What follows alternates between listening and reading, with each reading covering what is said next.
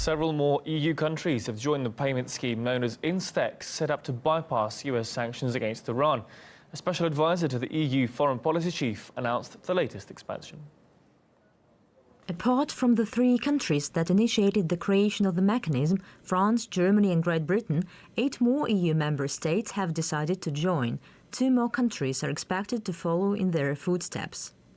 In our view, the international community must confront the hostile and unilateralist approach of the US by taking decisive and effective measures.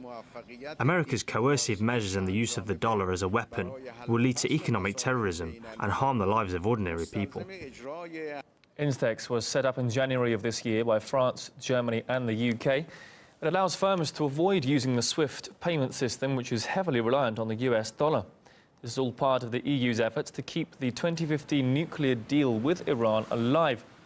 The agreement, officially called the JCPOA, granted sanctions relief for Iran in exchange for a scaling back of the country's nuclear activities. Washington, though, withdrew from that pact earlier this year and reimposed sanctions. A former foreign minister of Austria told us European powers are determined to maintain their trade ties with Iran. The whole instrument was developed in order to create sort of bartering trade between European Union member states and Iran in order to make the JCPOA work, which means open the market for European businesses. We will face, for a short midterm perspective, still some sort of limbo, stalemate, lots of uncertainties, lots of trying limits, how far to move. When it comes to the European Union, we have 3 major actors, the so-called E3, which were also involved in the making of the JCPOA. This is United Kingdom, France and Germany.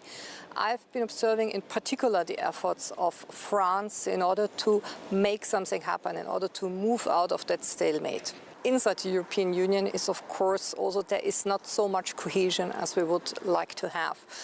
We have countries which share much more the rigid point of the United States, and we have countries which are much more open to more diplomatic efforts.